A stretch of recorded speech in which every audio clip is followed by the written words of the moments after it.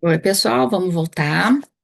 Deixa eu mostrar os três livros que eu escrevi para vocês.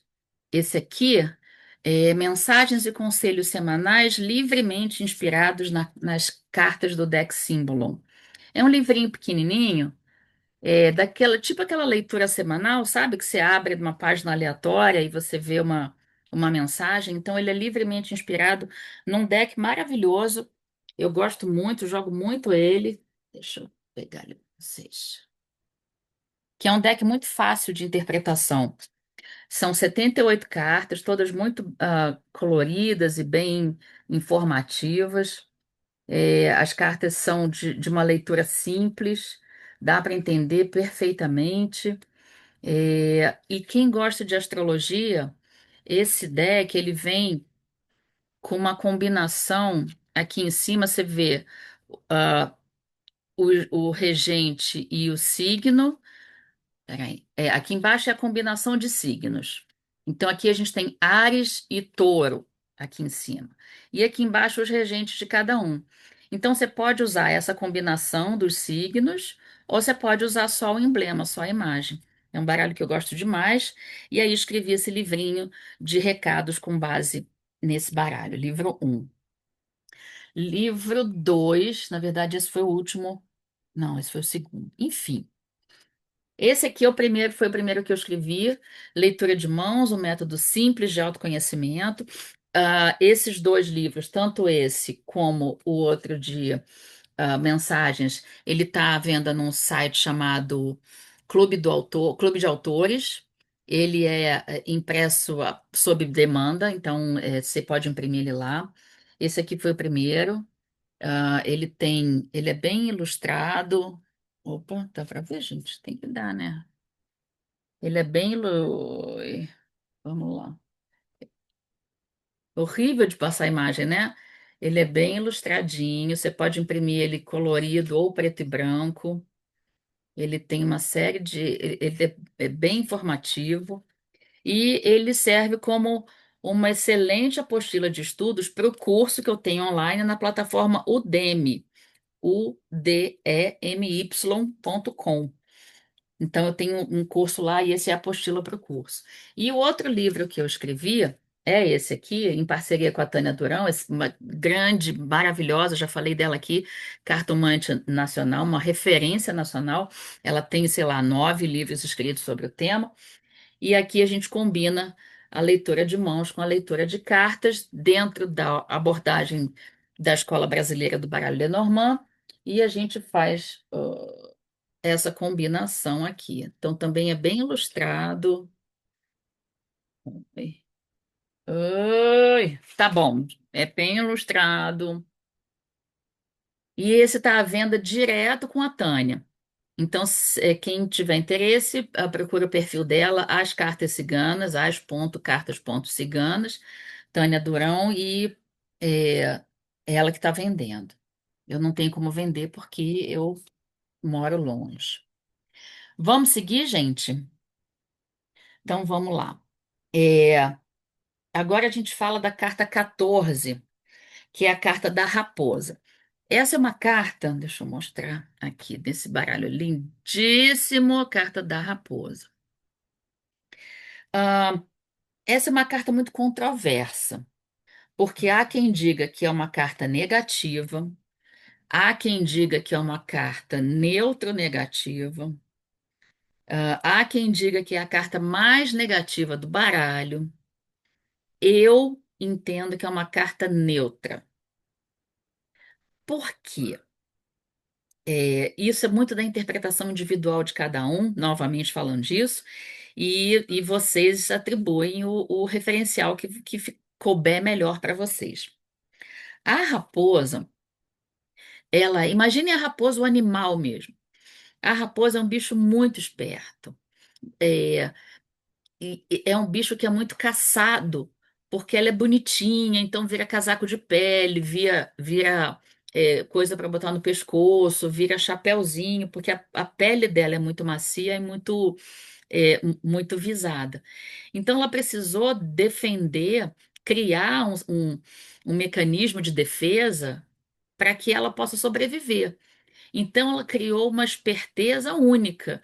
Ela tem que comer o franguinho dela, a galinhazinha, o pintinho dela, sem que o dono da casa não veja. Então ela tem todo um esquema de andar escondida, de ficar observando, de esperar o momento certo para agir. E quando ela vai agir, ela vai matar o frango, ela vai fazer o que ela quiser, para que ela não sofra o prejuízo de ser caçada depois. Então muita gente acha que é uma carta, perdão, negativa, porque ela é estrategista. A raposa, a carta da raposa é uma carta muito que fala de esperteza, de foco, de alguém observador que está buscando um momento de agir em seu próprio benefício. É alguém que quer ah, manipular a situação, manipular as circunstâncias de maneira que ela seja favorecida no final. Tá errada? Não sei, né? Aí é que aí entra a questão dos valores, né? O negativo, muito negativo, e o neutro. É, se ela não machuca ninguém, não tá errada, mas e depende da pessoa, sabe? Tem muito juízo de valor envolvido aí na carta da raposa. Então, a raposa fala muito de esperteza. E a esperteza pode ser interpretada de várias maneiras. Você pode ser esperto porque você é sagaz, você pode ser esperto porque você é malandrinho. Então, depende da sequência de cartas que está envolvida em volta disso, depende da pergunta que foi feita, depende dos vizinhos antes e depois, tem uma série de coisas que vão determinar como é que você enxerga isso. Mas, enfim, raposa. Esperteza, foco, pessoa observadora, pessoa determinada, pessoa desconfiada, porque sempre tem alguém que pode fazer mal a ela. Sempre tem alguém. Sempre tem alguém que pode dar um bote e pegar a raposa. É alguém que pensa antes de agir, uma pessoa estrategista, uma pessoa calculista, uma pessoa fria, calculista, porque ela está olhando em seu próprio benefício. A carta da raposa também fala de malícia. A malícia no sentido bom e no sentido ruim. Qual é o sentido bom da malícia? É você não ser tão inocente, sabe? Não ser tão bobinho. Quantas vezes a gente fala para uns amigos, para as amigas, gente, abre o olho, precisa enxergar as coisas, você é muito inocente. É desse tipo de malícia que a gente está falando, da pessoa ter uma visão é, mais real, uma visão mais próxima da realidade. Então, a malícia no sentido de não ser tão ingênuo, não ser tão inocente, e a malícia também no sentido de o oportunismo maldoso, né? Vou esperar o dono da fazenda sair, aí eu vou lá e vou roubar um pintinho. Essa é a malícia negativa. Como se houvesse uma malícia positiva e uma negativa, mas, enfim, interpretando dessa maneira. Carta de Raposa fala de oportunismo, fala de mentira, fala de uma pessoa ardilosa. É alguém que vai montar, é amiga falsa, é alguém que vai montar um cenário de maneira que as coisas virem em benefício dela. Porém, a raposa não é má. A Tânia Durão, a gente acabou de falar dela, ela fala: a raposa não é má, a raposa é prima do cachorro. Biologicamente falando, a raposa é prima do cachorro. Então, não pode ser má. Ela tem uma visão diferente de como se aproximar das coisas, porque talvez o mundo não tenha sido tão justo com ela. Ninguém mata cachorro para fazer casaco de pele. Então, o mundo não foi tão justo com a raposa e ela precisou desenvolver um mecanismo onde ela se proteja mais. Então, há quem ache que a raposa é maldosa, há quem ache que ela está num senso de sobrevivência. Outra coisa da carta da raposa é que ela é alguém que pode traçar o seu planejamento, traçar a sua estratégia, mas se acontece alguma coisa fora daquele eixo de entendimento, fora daquele plano, ela pode ficar paralisada. Sabe assim, imagina a raposa entrou na casa do fazendeiro e o fazendeiro pegou. Ela ficou acuada, ela ficou ali no canto acuada, ela não sabe o que fazer, porque aquilo não fazia parte do plano dela.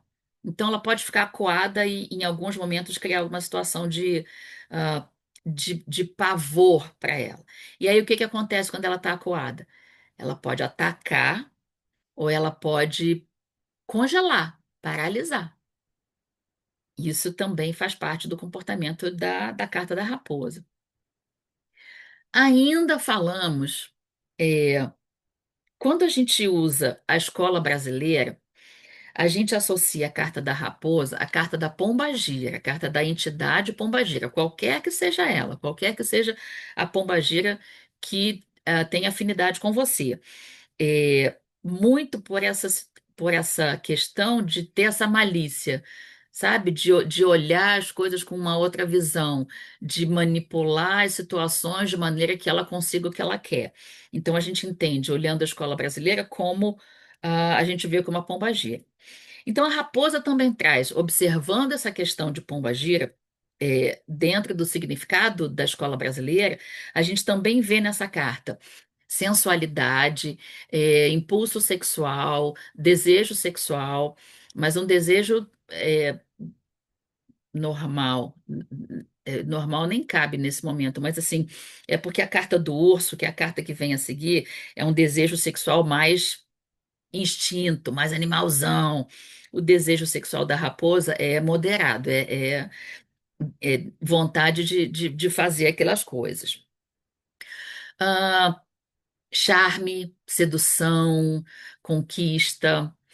Outra coisa que a carta da raposa representa, quando a gente faz uma leitura grande, a raposa representa com muita frequência a amante, a outra pessoa, a outra mulher, a outra. Então, é muito comum quando a gente está fazendo leitura, entender que a carta da raposa como é a esposa do cara e tua cliente que é a amante, ou o inverso, é a amante do cara e tua esposa, a tua cliente é a esposa. Ah, então, existe uma outra figura feminina interferindo nessa leitura. A gente também interpreta a raposa dessa forma. Que mais? Acho que é só, gente. Falamos um bocado de raposa. Eu gosto muito da raposa. O que eu uso para raposa, muitas vezes eu falo de senso de oportunidade. É, esperar o momento certo para agir. Às vezes as pessoas agem com impulso e não é isso que resolve. Outras vezes as pessoas ficam paralisadas esperando acontecer e também não resolve. A carta da raposa, ela pede um comportamento onde você, com frieza, com racionalidade, você observa a situação e você age no momento certo que tem que agir. Sabe, você guarda aquela frasezinha e você fala na hora que você tem que falar, no tempo perfeito, na hora perfeita. Isso é um formato da raposa, ok? Então vamos seguir e vamos falar do urso, que vem na sequência.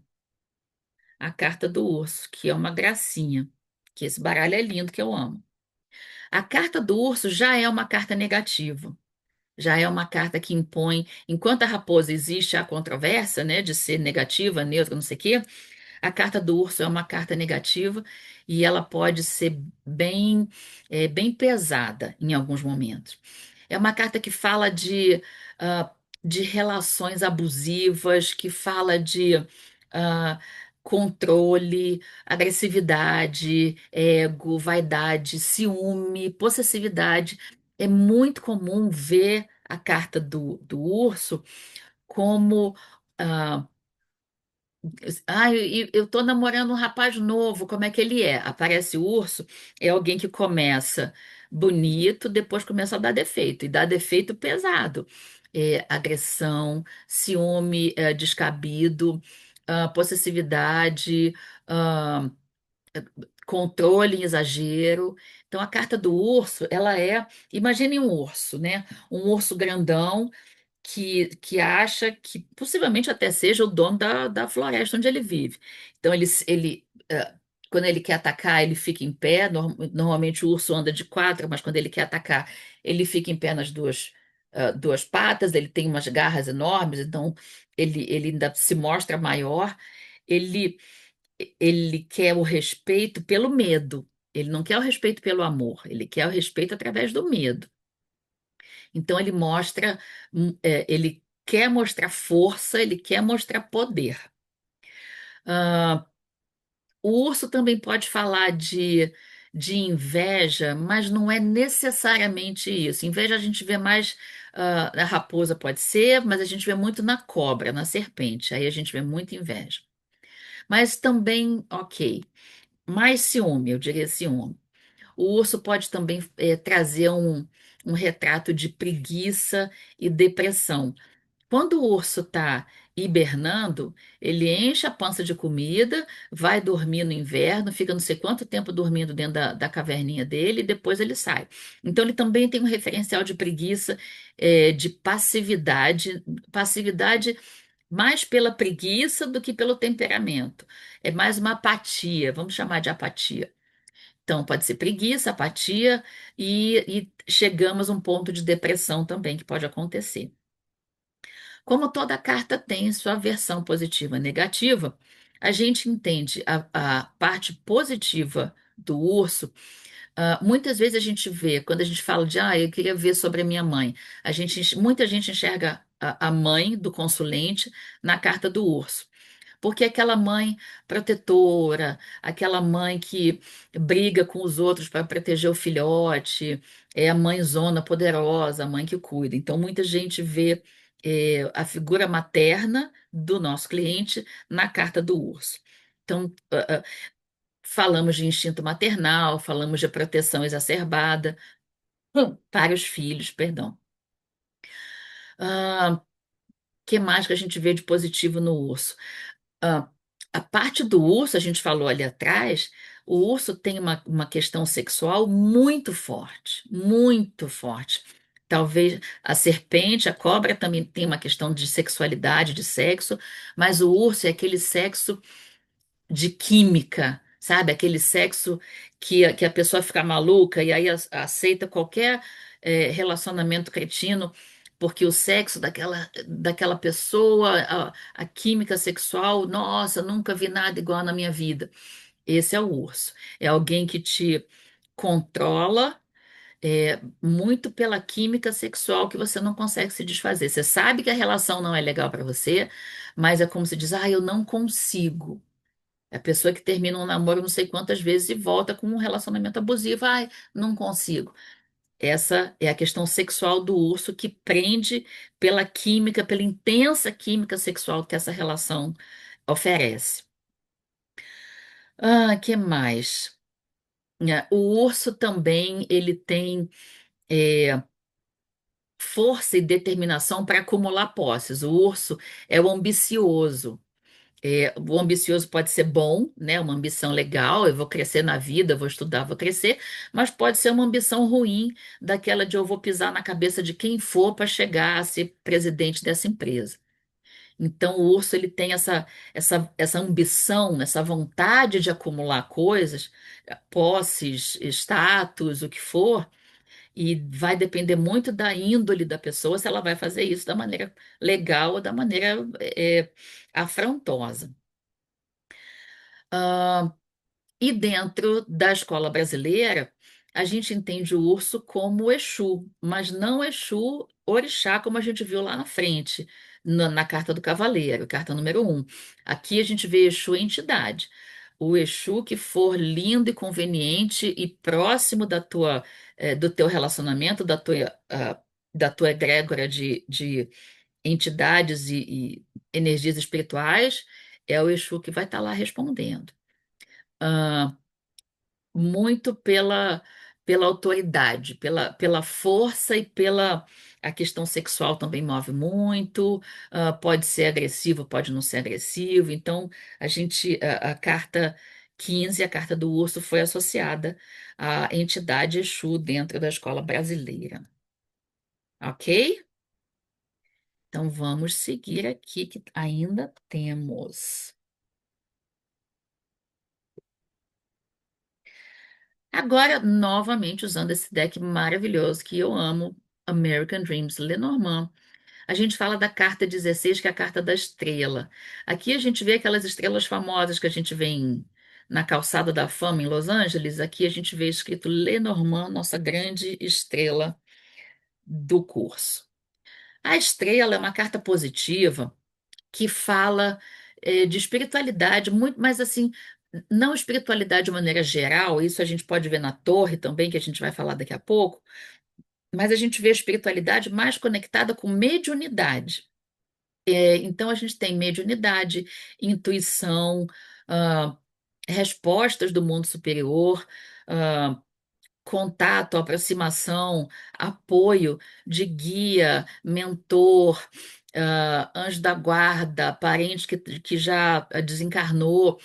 É aquele apoio do mundo espiritual vindo para o nosso cliente, para o nosso consulente.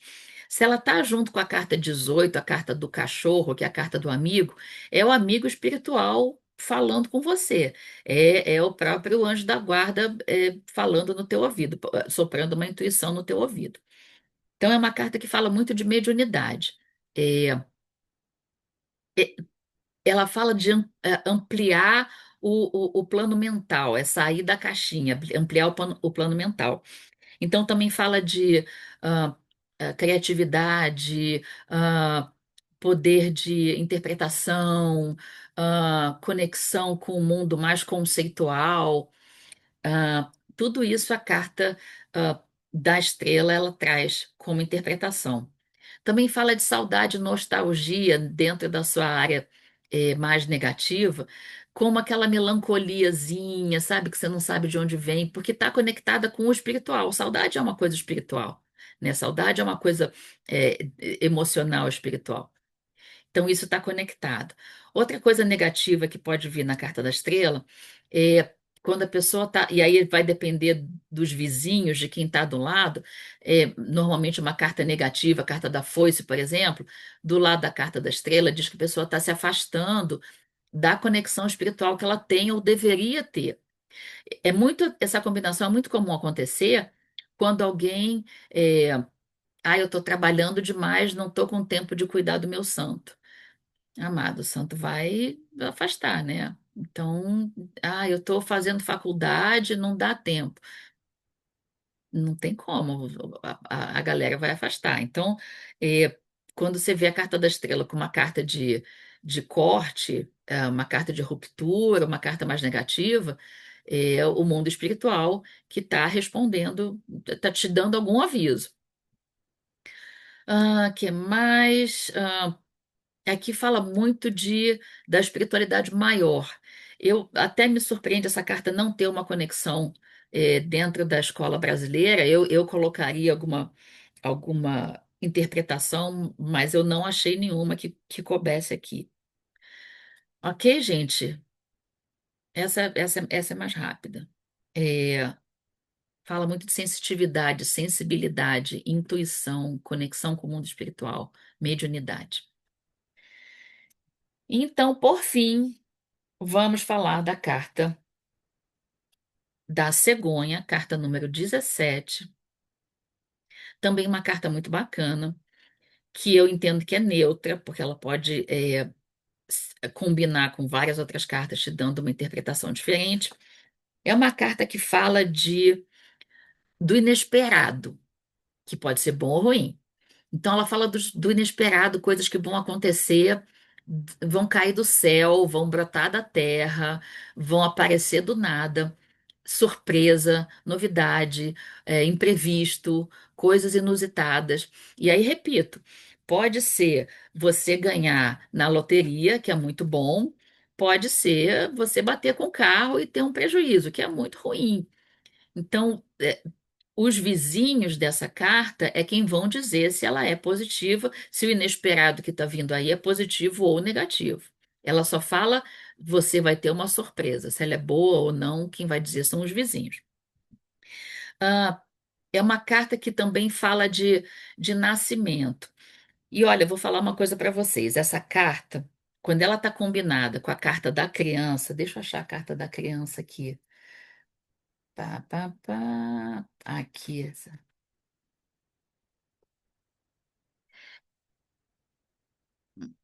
Essa combinação, carta 13 da criança e carta 17, a carta da cegonha, ela fala nascimento de filho. Com certeza. E aí, como eu me interrompi aqui, praticamente, se não 100% das vezes em que eu tirei essa combinação, apareceu gravidez para a pessoa, ou para a história que ela estava interferindo, questionando ali. Ah, porque meu namorado mora em outro estado e a gente se fala todo dia, mas de uns tempos para cá ele não está mais falando comigo. Isso é história real, caso real. Aparece uma gravidez dentro dessa resposta. Então, não é uma gravidez aleatória no jogo. É dentro de uma pergunta, essa resposta aparece. Então, a gravidez não é para minha cliente, a gravidez é para o lado do namorado dela que ela está perguntando. E tira e queda. Ele tinha engravidado alguém lá no estado onde ele morava, e a relação com a minha cliente estava apagando, ele estava tentando sair, não sabia como. É, outros casos, assim, onde aparece essa combinação, eu falo: olha, você está num momento muito fértil. Ah, não, eu tomo remédio, ah, eu não posso ter filho. Não tem pra onde correr, não, as coisas acontecem. Então, é uma combinação cegonha e criança que sempre vai trazer uma gravidez, desejada ou não, surpresa ou não, ela vai trazer uma gravidez. A carta da cegonha, ela fala do agora. Ela não fala de futuro, ela não fala de passado, ela fala do agora, é a surpresa agora.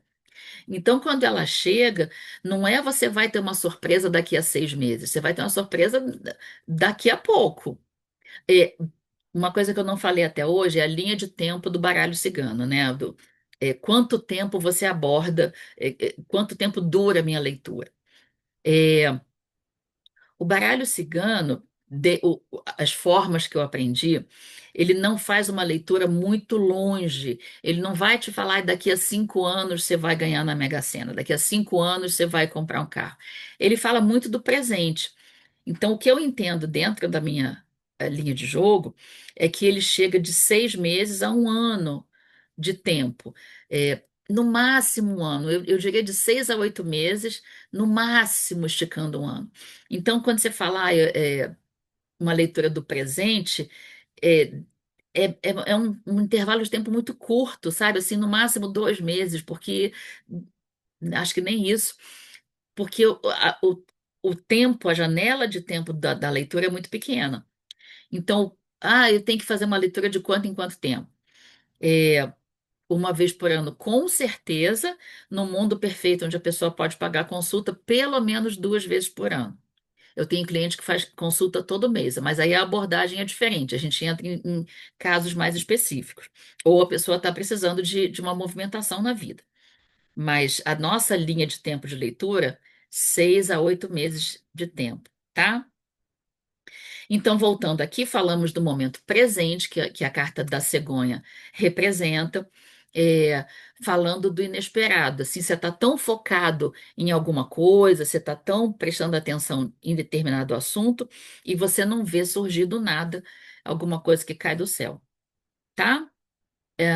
No aspecto negativo da carta da cegonha, porque é uma surpresa, o que que pode ser negativo de uma surpresa? É a total apatia, a rotina, a estagnação, nada acontece de novo, tudo velho. É, não há mudança, não há desenvolvimento, os esforços todos estão parados. ah, não há novos planos, não há uma maneira de você sair. É você estar preso ali dentro de uma areia movediça sem que as coisas se manifestem. Como é que eu sei quando é positivo, e quando é negativo? Quando as cartas em volta falam, dependendo da tua pergunta, óbvio, mas as cartas em volta elas falam como você deve interpretar.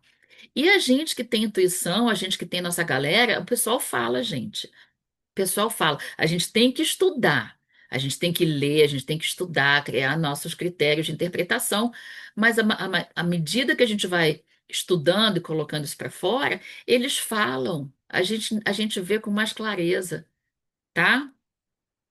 Então, falamos de 4 cartinhas agora, vamos dar um intervalo e a gente começa daqui a pouco a ver outra, tá? Um beijo, gente, até mais.